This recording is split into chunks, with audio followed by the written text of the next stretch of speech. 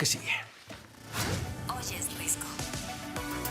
Venimos a ganar elecciones y mientras más nos subestimen, más vamos a perfilarnos al triunfo. Se los puedo asegurar. Pero no estoy convencida de la legitimidad del proceso. Desde un inicio no se tuvo certeza. Se violó la legalidad y fue una elección inequitativa. Es el jefe del cártel inmobiliario, el presidente del PAN. Lo conocimos muy bien en la Ciudad de México.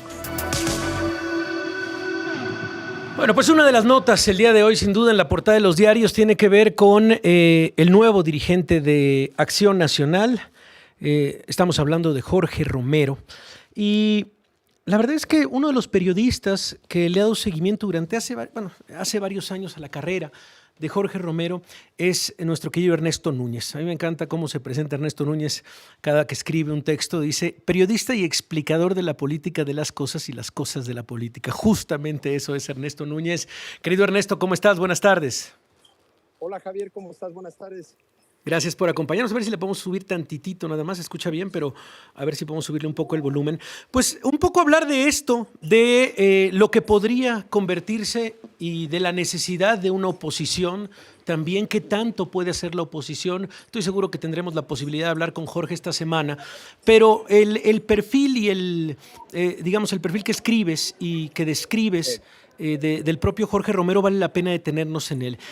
Dices que llega de alguna manera porque es el pago de múltiples facturas, Ernesto. ¿Por qué? ¿Por qué llega Jorge Romero como el pago de múltiples facturas?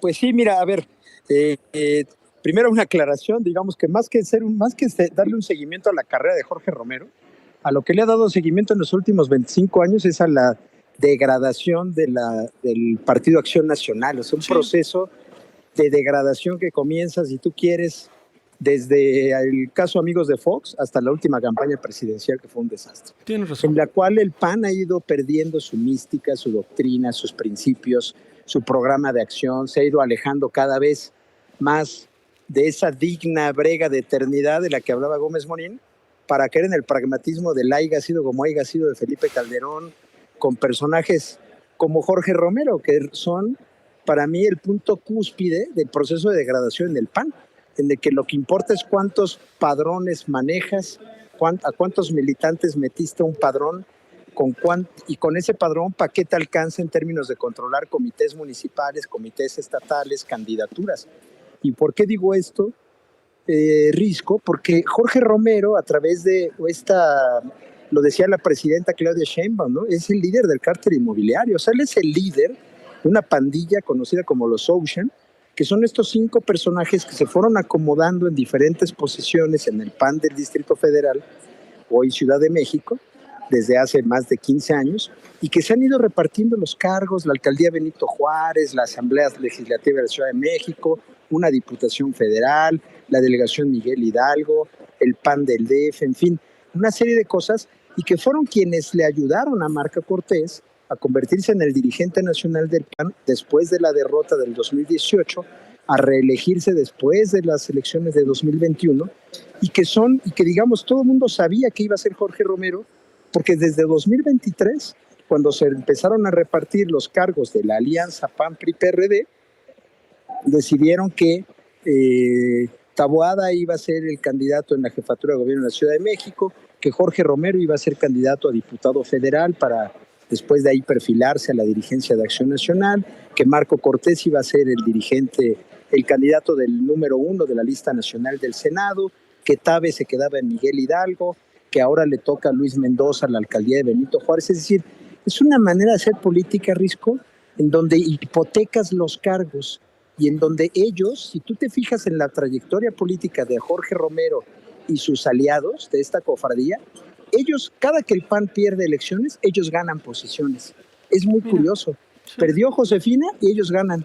Pierde Ricardo Anaya y ellos ganan. Ellos nunca pierden. Pierde Xóchitl Gálvez y ellos ganan, Risco. Sí. Es muy impresionante la manera en la que se han ido moviendo en la política mexicana. Estos acuerdos que quedaron descubiertos durante la campaña, por cierto, me parece que fue en Coahuila, ¿te acuerdas? Que salió esta... Exacto. Esta manera de hacer política de Marco Cortés, ¿no? Sí. Y bueno, cuando la dice... La diferencia es que acá no hemos visto el contrato todavía, pero de que se las repartieron, se las repartieron. Y además ahí ya lo de menos era que ganara Xóchitl, ¿eh? Si te fijas, ellos durante toda la campaña se dijo, lo único a lo que le están apostando es a que gane Santiago Taboada. A Xóchitl la desahuciaron desde el día 1. Al final no les dio para que ganara Taboada. Pero bueno, lo que estamos viendo es la concreción de ese plan, ¿no? O sea, cuando dice Jorge Romero el día de hoy, Marco Cortés va a seguir siendo amigo y va a seguir siendo, vaya, es lo lógico.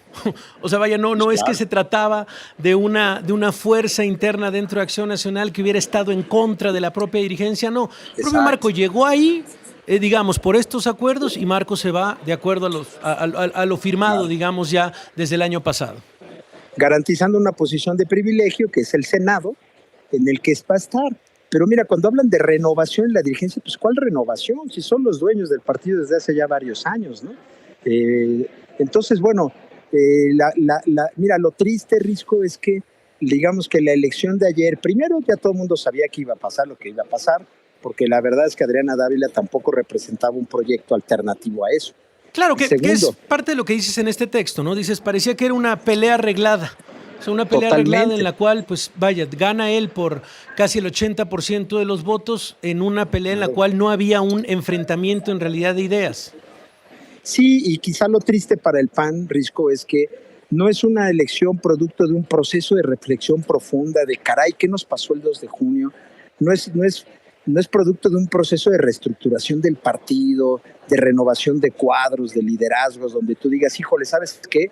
Les cayó el 20 del tráiler que los atropelló el 2 de junio. No, es la inercia de los padroneros, de quienes tienen hipotecado el partido, de quienes son dueños de esa manera de hacer política con intereses económicos, políticos entremezclados, y que fíjate, Risco, lo peor para ellos es que, como bien lo dijo hoy Claudia Sheinbaum, los tienen perfectamente medidos. Los dirigentes de Morena en este momento deben estar de plácemes, se las están poniendo de pechito, les están poniendo un personaje tocado por la trama de corrupción del cártel inmobiliario, que tiene por lo menos 2 amigos procesados penalmente, uno Christian von Roerich, sí, y el otro el hermano del actual alcalde de Benito Juárez, que es prófugo de la justicia, y que, ¿tú crees que Ernestina Godoy no los tiene perfectamente ubicados? ¿Qué oposición va a ser?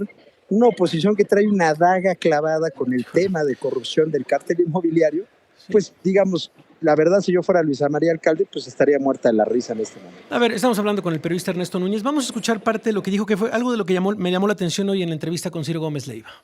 Vamos a ofrecer diálogo a este gobierno, porque para eso nos paga la gente.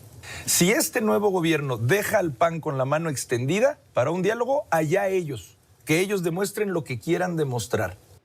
Bueno, ¿estarán en posición, Ernesto, de una vez, y si no, hasta luego? Pues se me hace bien chistoso que sea Jorge Romero así como el que amenace, ¿no? En primera, pues la verdad es que Morena no los necesita para nada, puede aprobar cualquier reforma sin ellos. Y segunda, pues a mí sí me encantaría que hubiera un diálogo de la oposición, pero un diálogo a partir de ideas, no de estar negociando impunidades. La única diferencia entre un Miguel Ángel Yunes y Jorge Romero es que a Jorge Romero no lo necesitan para un voto en el Senado.